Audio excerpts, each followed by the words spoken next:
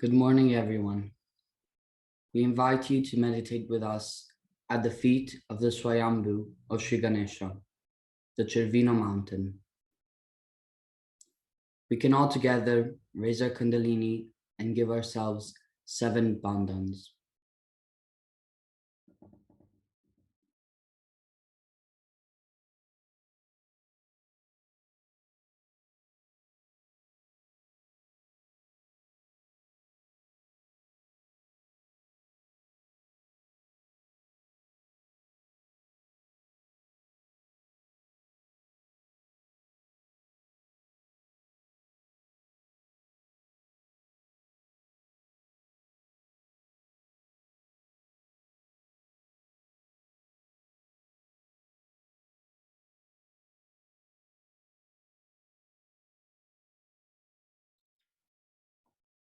Shri Mataji told us that the essence of the Guru is Sri Ganesha, the innocence.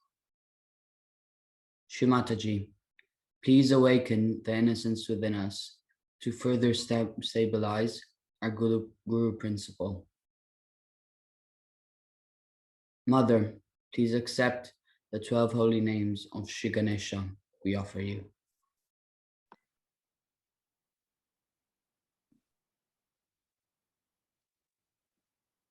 Om Tvameva Sakshat Shri Ganesha Sakshat Shri Adi Shakti Mataji Shri Nirmala Devi Namo Namaha.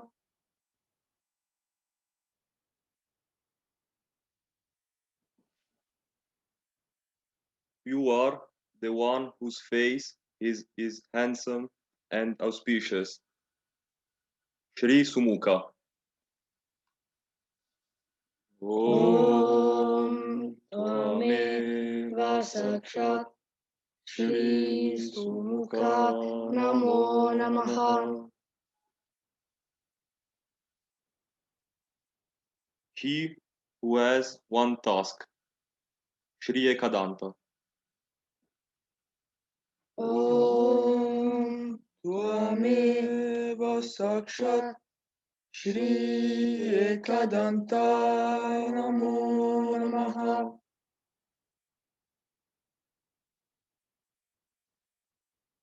Reddish brown in color. Shri Kapila. Om Tvameva Sakshat Shri Kapila Namo Namaha. The one who has elephant's ears. Shri Gajakarnaka. Om Tvameva Sakshat Shri Gajakarnaka Namo Namaha. Big bellied. Shri Lambodara. Om Tvameva Sakshat Shri Lambodara Namo Namaha. Huge. Shri Vikata. Om Tvameva Sakshat Shri Vikata Namo Namaha. The destroyer of obstacles. Shri Vignanasha. Om Tvameva Sakshat Shri Vignanasha Namo Namaha. The leader of the Ganas. Shri Ganadipa. Om Tvameva Sakshat Shri Ganadipa Namo Namaha. Grey Banneret. Shri Dhumraketu. ॐ त्वमेव साक्षात् श्री धूम्रकेतु नमो नमः. The chief of the Ganas, Shri Ganadyaksha.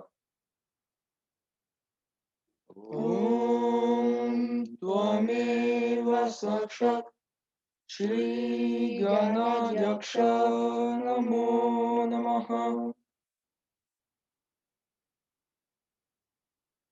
The one who sports the moon on his forehead, Shri Balachandra. ॐ त्वमेव साक्षात् श्री बालचन्द्र नमो नमः. Elephant faced, Shri Gajanana. ॐ त्वमेव साक्षात् श्री गजानन नमो नमः. साक्षात् श्री आदिशक्ति माताजी श्री निर्मला देवी नमो नमः.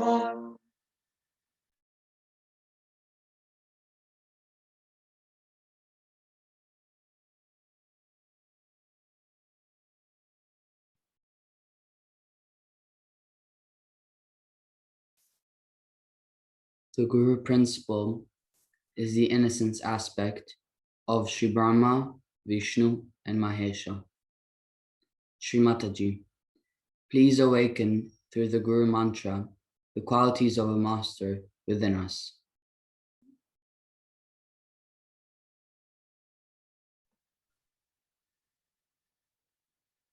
Guru Brahma, Guru Vishnu, Guru Devo Maheshwara, Guru Sakshat Parabrahma, Shri Mataji Nirmalama, Tasmahe Shri Gurave Namaha.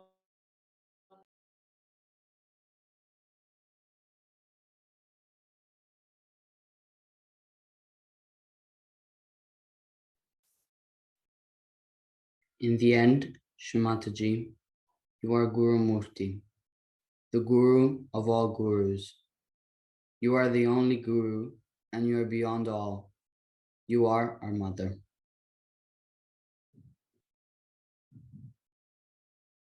Oh mother, I am nothing.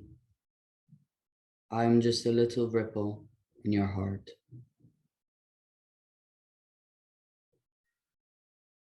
Let's take a mantra to Sri Nirvikalpa.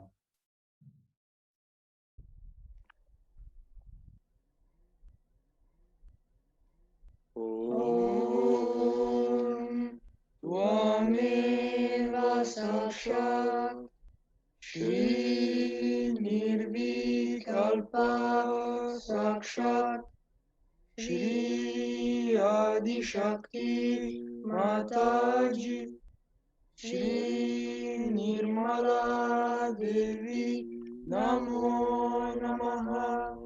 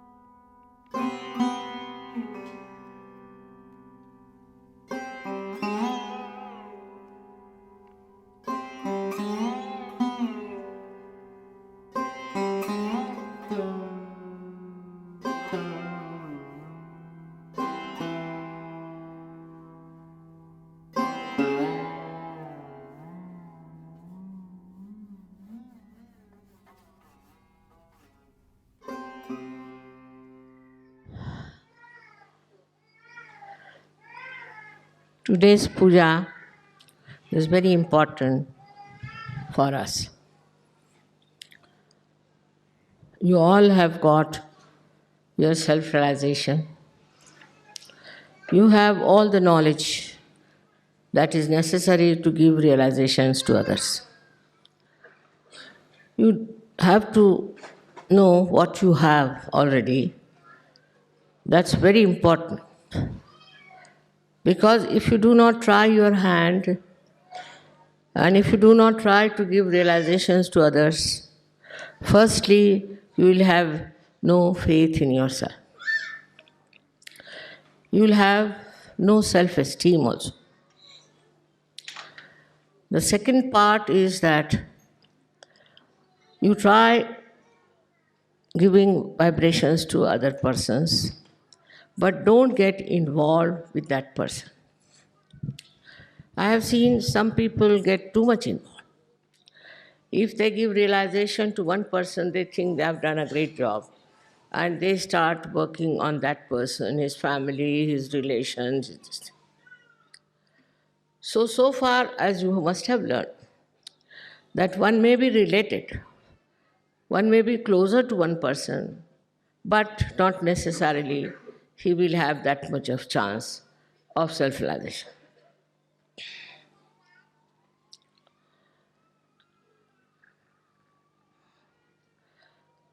Only way to grow is to be collective. There's no other way out. If people think that by staying away from ashrams, alone living somewhere, they will achieve much, that's not the way Sahaja Yoga is meant. Formerly, people used to go to Himalayas, and most of them were separated, and only one or two persons were chosen for spiritual growth. Here it is not question of spiritual growth. It's a question of your collectivity growing in you. That is how you become a person who is collective, who enjoys collective, who works on collective, and lives with collective. Such a person develops new kind of powers. And these powers are such that they are very subtle, but they penetrate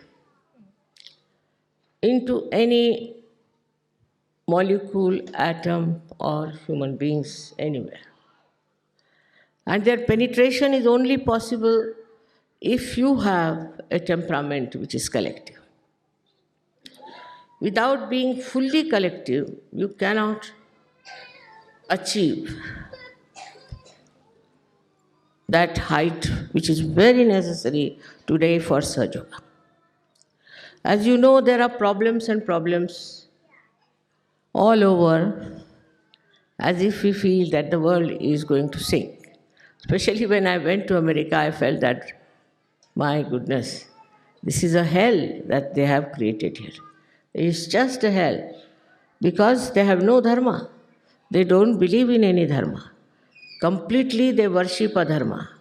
And this kind of climate is flowing all over. All over the world you get reaction of American adharmic life. And people think there's nothing wrong in it.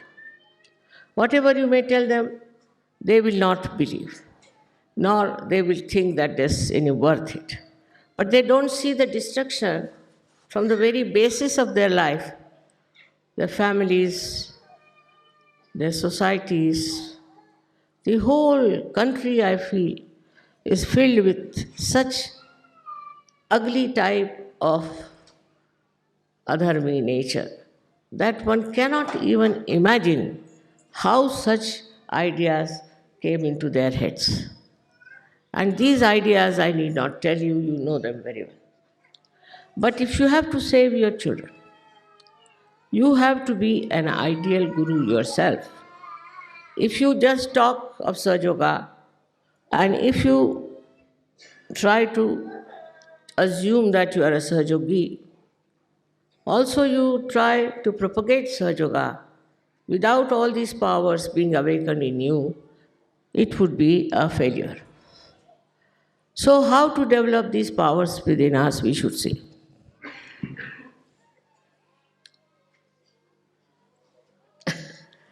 It's rather embarrassing for me to tell you how you have to behave towards your guru. I think people have told you. But naturally, spontaneously, as soon as you get your realization and grow in it, naturally you develop a very humble attitude. Also, an attitude through which you achieve lots of qualities of your guru. Now, supposing the guru is at particular height, and if you try to go onto the same height, nothing will move towards you. So, you must sit at a place which is much lower than the guru's is. Some people take too much advantage of my good nature, I should say. And so many people have pointed out to me that you must correct these people, they talk to you at an equal level and all that.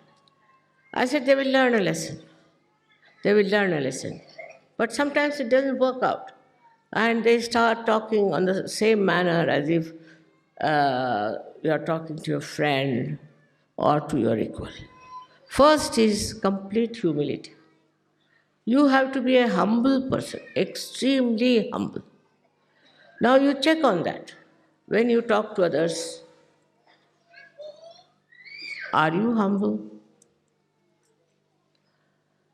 When you think of others, are you humble? When you look after your wife and children, are you humble? That's a very important thing for every person who thinks he is a guru. Humility is the first quality, or I should say, the ocean into which you must jump. Some people think that if you are humble, mother, then people will take advantage of you. Nobody can take advantage of you because you have to remember another point that you are protected all the time, looked after by Param Chaitanya. I know you know that, but how many really believe that there is Param Chaitanya with us? If you really believe that there is Param Chaitanya, then you don't get frightened, you don't get worried. You are not subjected to all kinds of nonsensical ideas also. But if you think that you are not protected, what will happen, how will things happen, then Param Chaitanya leaves you alone. You have to see the whole drama, how Param Chaitanya works out.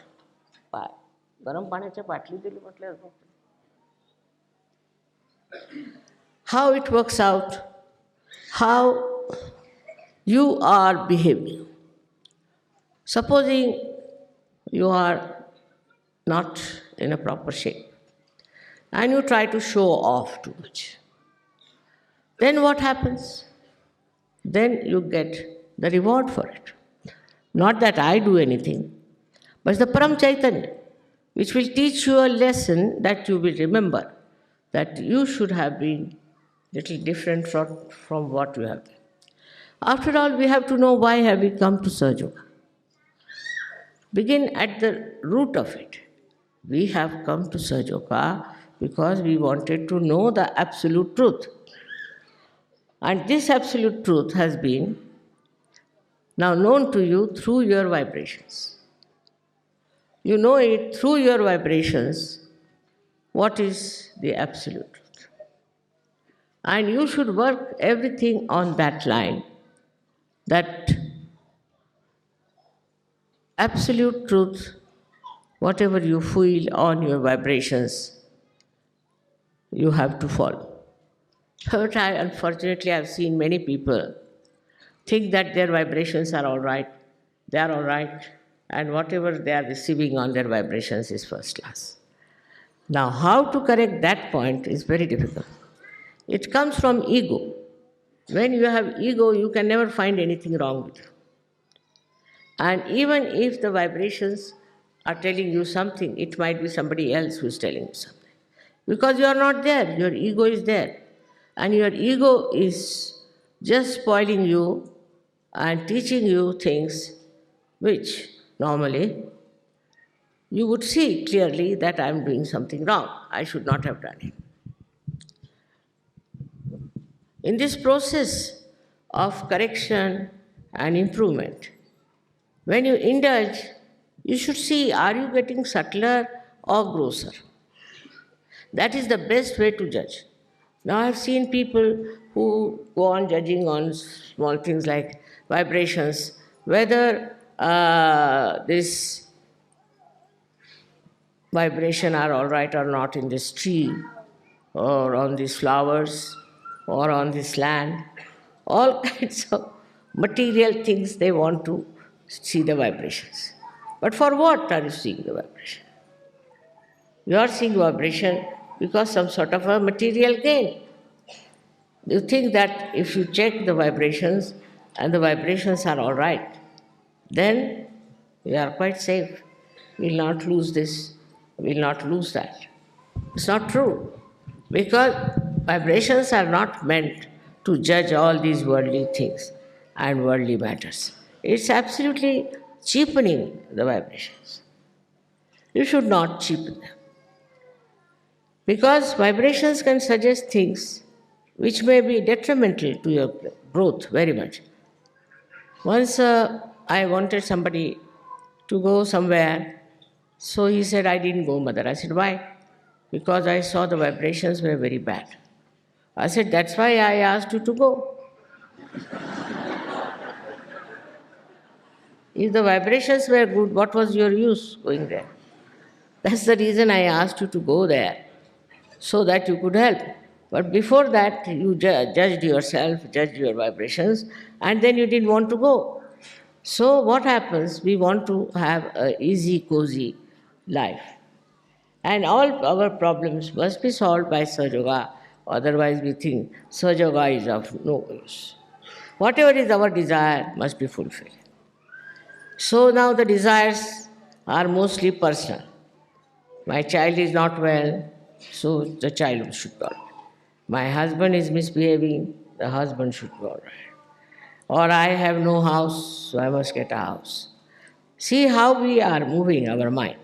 It's still on a very consumer society, as they call it. We are all the time thinking now, I should have a son now instead of a girl, and you get a son, then you blame Sahaja Yoga for that.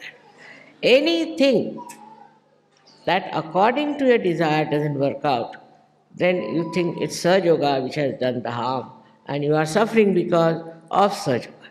Or this faith in Sahaja Yoga gets little moving, or we can say in a way, it's not that deep. But if you are deeply embedded in Sahaja Yoga, then what happens? What may come, I will be a Sahaja Yogi. Supposing somebody dies. Normally in Sahaja Yoga, it's difficult for people to die also, I must tell you. Even if they want to die, they can't die.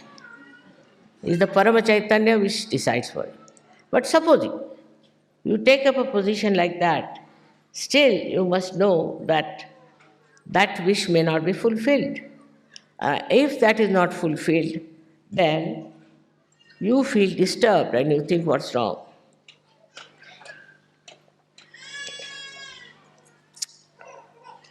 But your wish is not the wish of God Almighty. While Param Chaitanya is the wish of God Almighty. Now, for example, I went to America, take it like this, and America attacked me, negativity, and troubled me. For all these days, I have suffering, so-called. And I've had pain, I've had all kinds of things. But that I had to do.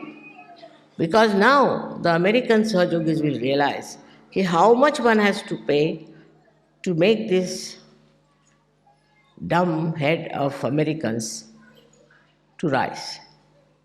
How stupid they are, and how foolish they are who are enamored by people who are taking money. So many people came to me and told me, Mother, if you start saying that this I can give for $300, you'll get thousand and thousand of disciples of yours. I said, they'll not be my disciples. If they come for money, thinking that because I'm taking money, it is worthy something, that means they are absolutely stupid. Sahaja Yoga, you cannot get it by money. This is the first principle they don't understand. Most of them. Most of them don't understand that you can get self-realization without paying any money. There were some Gujarati rich people in New Jersey, and they asked questions to Sahaja Yogis that how is it possible to get it so easily? It's not possible because it's a very difficult thing. All the Shastras have said, everybody has said, very difficult to get your realization. All right. If so, how is it you are giving it so easily? Why? Nobody knew how to answer these people. You should have said like this, all right. It is difficult, it's very difficult. And you cannot give mass, true. But if somebody is doing it, then you have to think about it. How somebody is doing it. So this kind of stupid questions are there, and still if they go on, you have to really tell them in a very humble way, sir, one has to be worthy also. So they will run after people who are just making money out of them, making fool out of them. And they boast, we have 3 gurus, somebody says we have 7 gurus. But I wonder what must be their condition. So, the people who are extremely stupid, in Sanskrit they call mood, people who are brainless, cannot get their realization. So give them up. If they are arguing with you, you just give them up. It's not their right to argue with you. Their right is to get realization, but not a right to argue with you, ask you foolish questions and stupid questions. But you should always remember that with that humility, you must have your dignity intact, because you are a guru. Once you know you are a guru, one thing should be there, that you will not behave like a joker all the time. Your behavior will be dignified. At the same time, it would be very pleasant face or a pleasant personality. It won't be annoying type. Your personality itself will suggest that there's something special about you. Now, how do you develop that kind of a personality?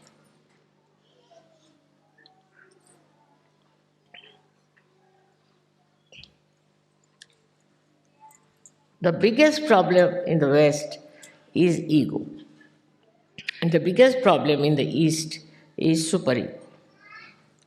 Now, this ego business, I don't know from where it has come. In all walk of life, they show how egoistical they are. For example, I went to America and I was surprised that there is a racial problem and the blacks are treated in a different manner and the whites in a different manner. I mean, color is given by God, and somebody has to be black and white. If everybody looked the same, it will look like a regiment. There should be some variety, there should be some change in the face, and also in the expression. One has to be a person carrying better or different expressions. Otherwise, you will be bored with such a world where there is everybody looks the same, just the same. But so much of racialism there that I was surprised that how it has worked into human mind. So, as a guru, you must develop a complete detest for racialism. Complete detest. That's very easy to understand. That anybody who has fair complexion could be a cruelest man, cruelest woman, and could be a cruelest mother also. And the one who is black could be very kind, generous. It doesn't go with the color. Temperament doesn't go with the color. But because the blacks have been ill-treated so much that they react.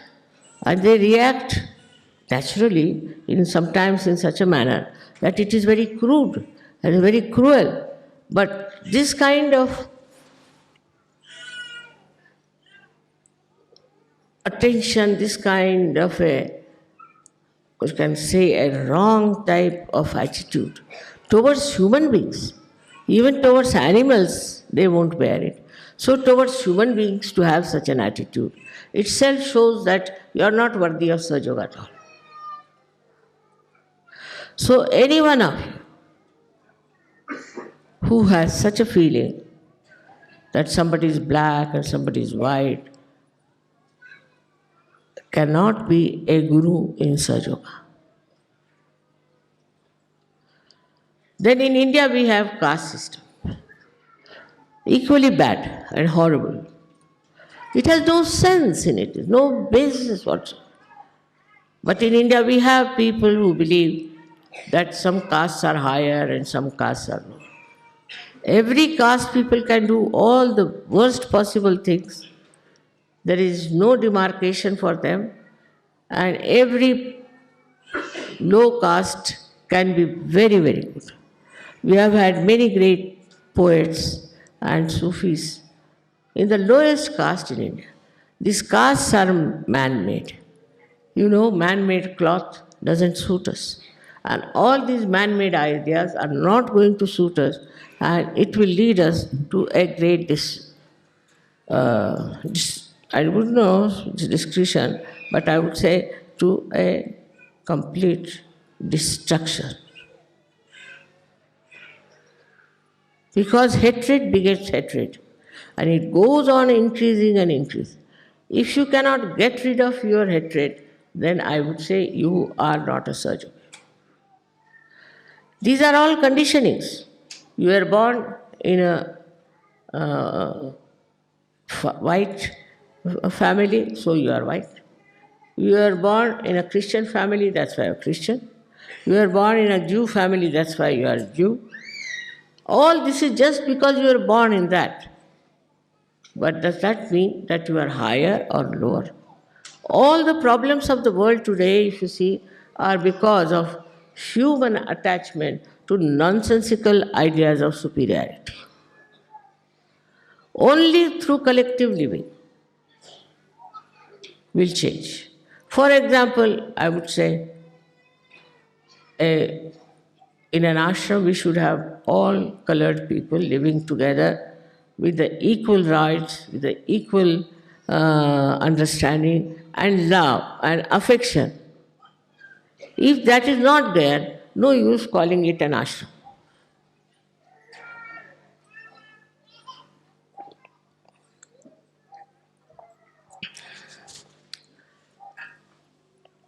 Once they asked me, Mother, will you come and give a lecture in Harlem? I said, why not? So some Sahaja said, Harlem? Mother, do you know what is Harlem? I said, I know. There's no harm. He said, the blacks are there. And I said, I'm also black. You could call me black or you can call me white. But the love is such a thing. Love is such a thing that cleanses all these ridiculous ideas we have about other people.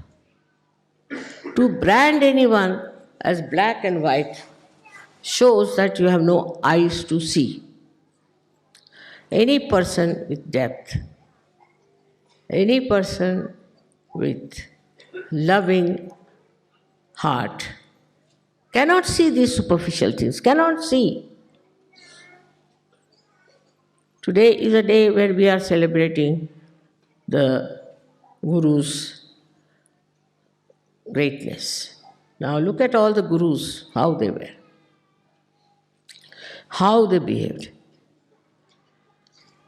We have many in India and many others, many Sufis in other countries.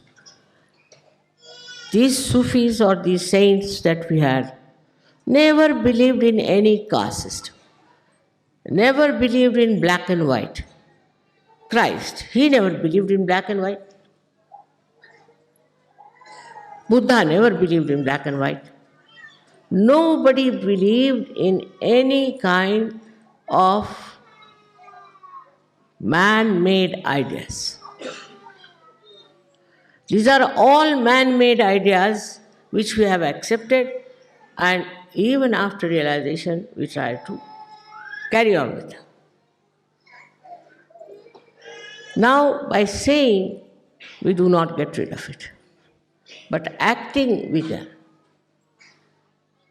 Just see how we work out these stupid ideas within us and how we can get rid of them. Very simply is, in meditation, you should sit down and see how many people you love. And why do you love? Not out of pity, but just with love, how much you care for others. I have seen some very, very beautiful examples of that. But still I must say that there are certain fixed ideas which are to be dislodged completely. Very important for every person who is a guru in surgery. Means he has to be a clean-hearted, open-hearted, loving-hearted fellow. His heart should play the tune of Param Chaitanya. If his heart is full of all these man-made ideas, I don't know what will happen. Even when they transplant the heart, they cannot do it with a man-made. They have to use a real natural one. So you can imagine when you try to take to all these odd ideas are just divisive. They will never give you collectivity. So introspection has to be made. Are we one, or we are judging each other? Now the judgment is quite a lot also. Now all this can be seen only when you live together.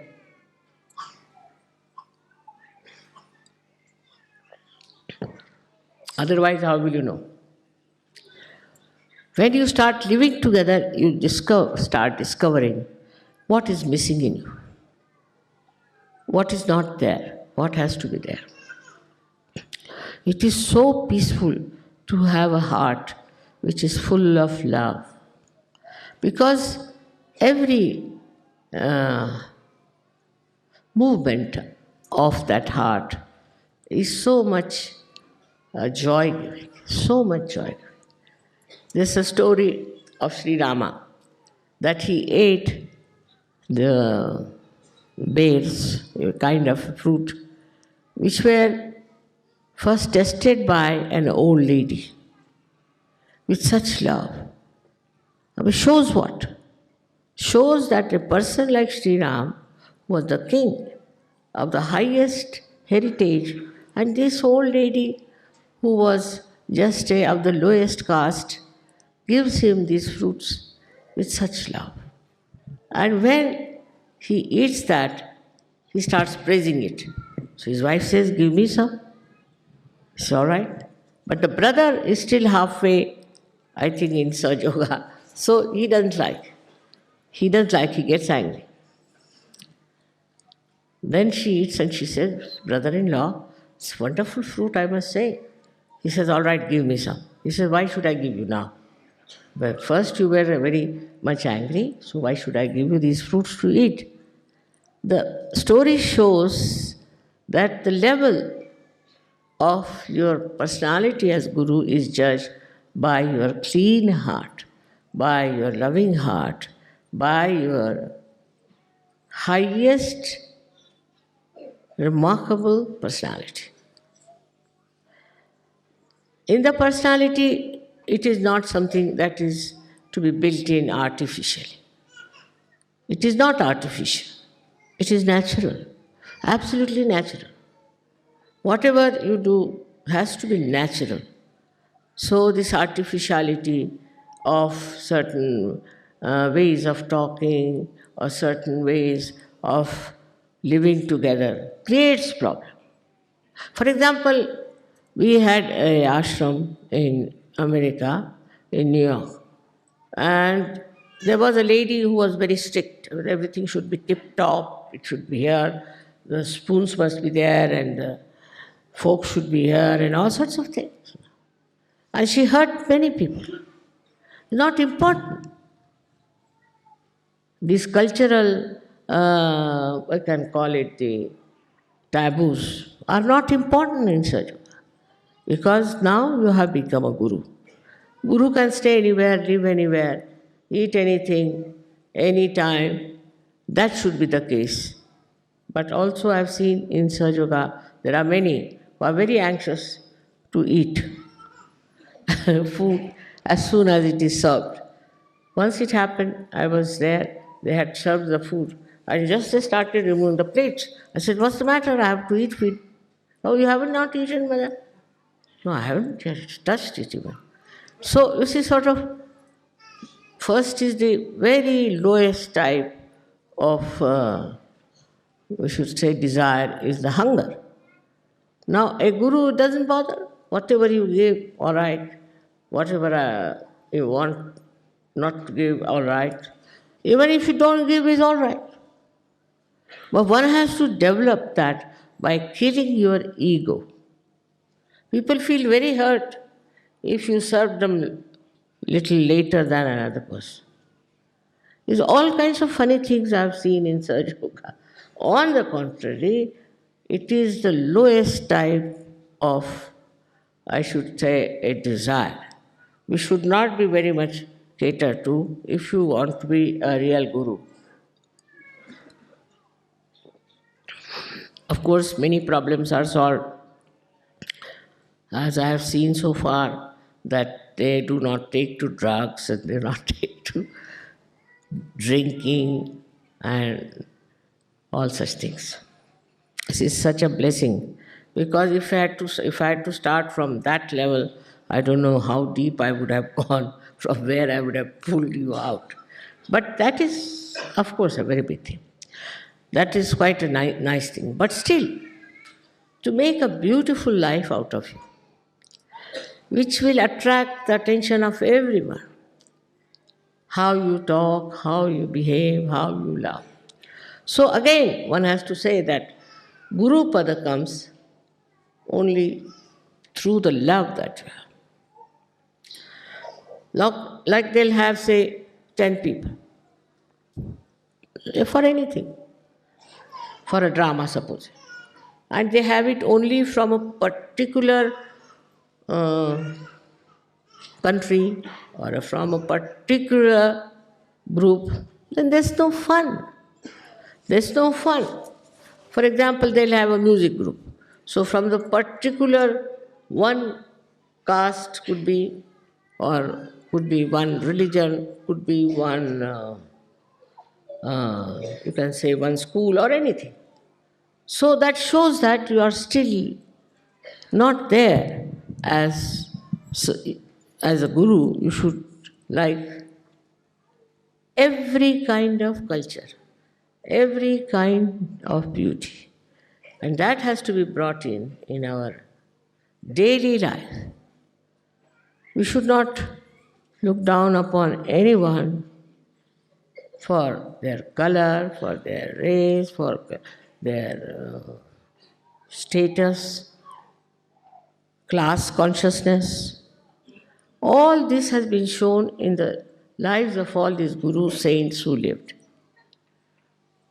Tukarama says, "Oh God, thank God, you have made me a scheduled caste." He was not, but he just says so. All of us, all the time, should not be conscious of what has been our birth, what has been our personality, or what has been our big name. One should not be able to make out it who is the saint and who is not. Even people are proud that they are saints. I was surprised in America also very much that the Russians who have gone there are a very different quality people. They wouldn't raise their eyes to me, wouldn't raise their eyes. And very deep, very, very deep. Vibrations were very deep. The reason is, I think, they have been oppressed during communism, perhaps, maybe, and now they have come to America, where they have seen so-called freedom and what nonsense it is doing. So, knowing these two extremes, I think they have gone very deep into their own being.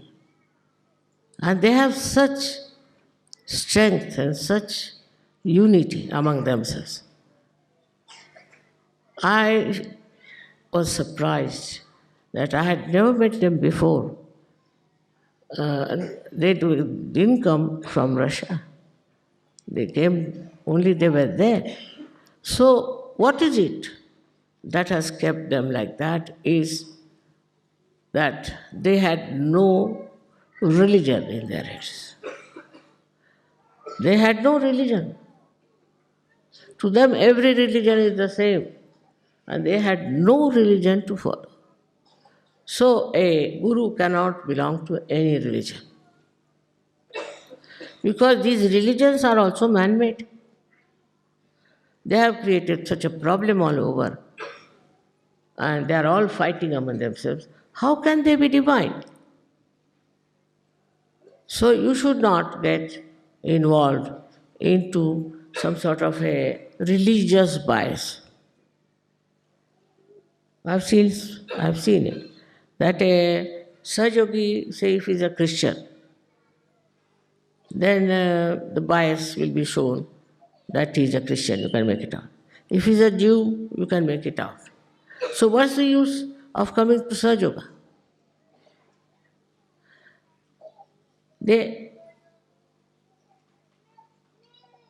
Their attention, if it goes inside, they'll find out. You have to dissect yourself to see what's wrong with you and why is it that you are not very successful as a guru.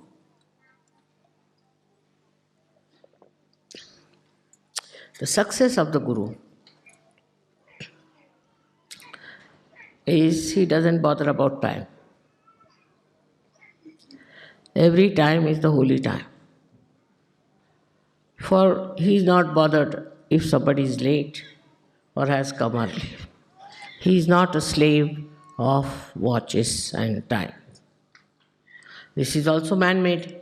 There were no watches about, I think, 300 years back. And nobody was so particular about the timing. So first thing, he is beyond time. Kalatit. Then he is also Gunatit. Gunatit means he doesn't belong to the left side or to the right side or to the center.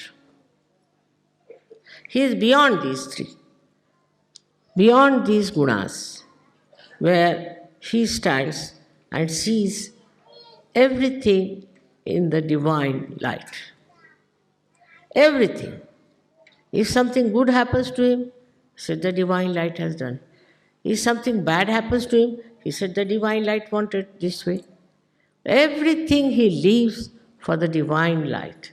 He is beyond the gunas. Like supposing there is a person who is on the right side, egoistical. Then he'll start saying, how is it? I wanted this didn't work out, and how. He'll challenge. Another will start crying, the left-sided one, that I'm very sorry, this has happened to me, it should not have happened. Or in the center also, he might think that, how far are my vibrations, how could I not know, and all that. But a person who is a real guru, he looks at it as a drama, as just a witness of the drama. It happened, it was to happen, so it has happened. Now what do we get out of it? Is we get something, the lesson that this was not right or this was wrong. That's all. For that moment, not to go on churning in your head. That's all one gets and is not bothered about anything else. So he goes beyond his gunas. Beyond gunas, he lives. He eats anywhere, sleeps anywhere. He is not bothered where he lives. He is not bothered whether he goes by car or he goes by bullock cart. He doesn't feel he is being not honored if they give him a garland of few flowers. It's not there. He is not bothered because nothing can enhance his personality. Nothing. You give them something simple, it's all right. Or even if you don't give, it's all right. It's not he judges himself through your eyes, but he judges himself through his own eyes. And he sees for himself the joy of enjoying himself. What is there to be so particular about anything? What is so great to be hankering after anything? It just works out in its own time. And if it doesn't, it doesn't. What does it matter? Just think of it. Also, in Sahaja Yoga, a guru has to be a binding force. There are two types of people I've seen, which go on breaking relations. It's very easy for them. They go on complaining. But there are others who have a power to bind people together in such a manner, in such a sweet manner, that the people are brought closer together. Not that they have to forgive, it automatically works out. Just works out like that. And people go on joining such a man. I was surprised that in America there was very, very few Sahajogis. We spent, they said, $50,000 and got 50 Sahajogis.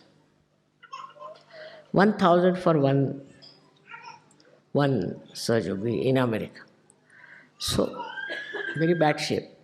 But still, you see, we have to hope for them because there are lots of seekers and lost in the wilderness of seeking.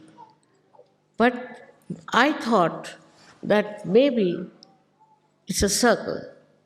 They have to pass through this circle of stupidity and then definitely they will see the point. And it has happened. We had about 4,000 people for my lecture, which never has happened there in that country. Nobody has got such a lot of audience, they said. But still, not many came, but they got their realization. So I think gradually, even in America, it may start going. And the Sahajogis must not only worry about their houses and where they live and all that, but go all out to them. I would say some of the Sahajogis who could afford to go should go to America and work out this outside work. Maybe if there are outsiders who come and talk about Sahaja, they might be impressed. There are so many false gurus that you can't count them. And they have accepted them. It's very surprising. Though they have suffered, they have lost in money, everything, still they have accepted, after all, he's our guru. So there's basically something wrong with their brains, that they don't understand what is to be expected. I have written one book, perhaps it may reach them. But in any case, you all can write your experiences and things and can publish it. Maybe it might help them to open their eyes. While writing anything, you have to remember that it should show your quality of Sahaja, how you are. In that, one should not feel that you are putting them down or trying to say some things which will hurt them. But say it in such a manner that it corrects them and helps them. For a guru, it is important that he should not have any false ideas about himself. He might be from a poor family, might be from the rich family. Whatever it is, he should not be conscious of that. Because once you become that, see, look at Kabira, he was just a weaver. Look at Raidas, he was just a, what do you call that, shoemaker. See, in India, these are very low caste supposed to be. He has written beautiful poetry. Then Namadeva, he was a tailor. Just think of that. All these people have written the same thing with such great beauty of poetry. How have they achieved? Because now they have entered into that great realm of spirituality. You people also write some very good poetry, I know. But some of the people who have written good poetry turned out to be very obstinate, very egoistical people. This is something I couldn't understand. You are writing here beautiful poetry, and here you are full of ego. So, from where this poetry is coming, God knows. So, first of all, is yourself, your personality has to be something that people should say, this is the real Guru we have met. For that,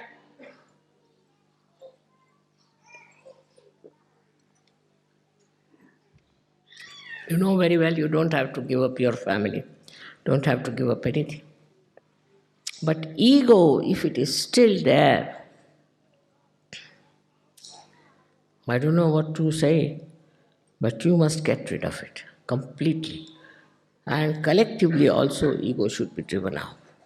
Collectively. It's a thing that people are egoistical secretly within themselves, but sometimes it shows it's a very subtle, nonsensical disease that people have, and they just indulge into it. On this day of Guru Puja, I have to say now that one has to work very hard. Very hard. The most important thing is how much you have dedicated your life, your time to Sahaja. Then only you will achieve that state of Guru. Look at me, I am a housewife and I have my family's responsibilities, problems.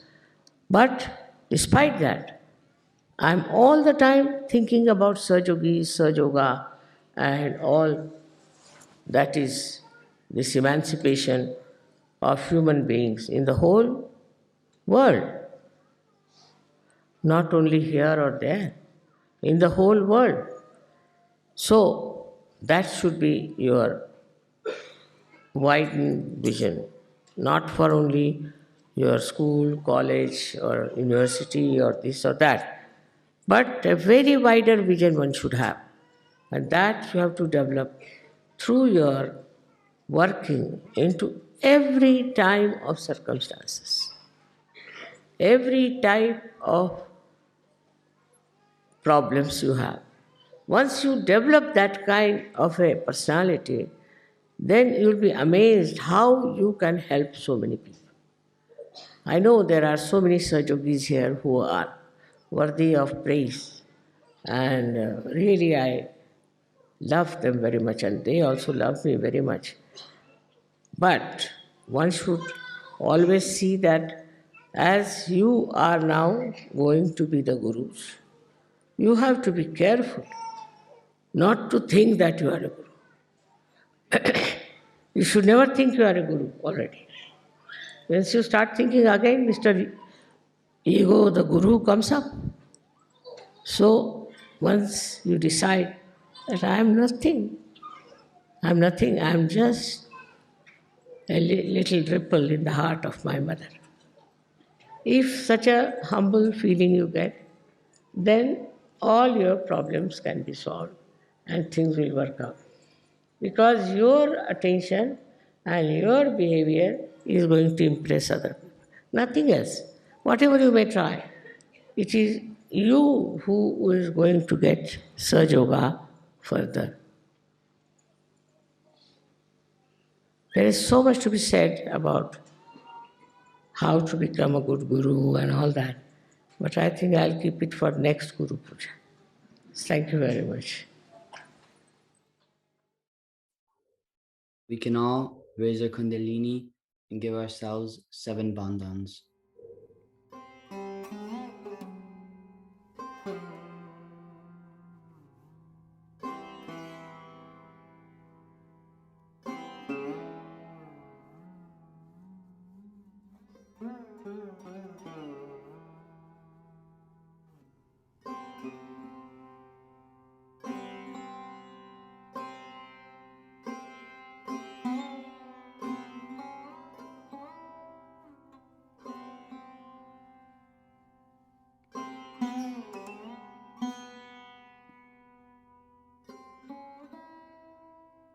Have a good day, everyone.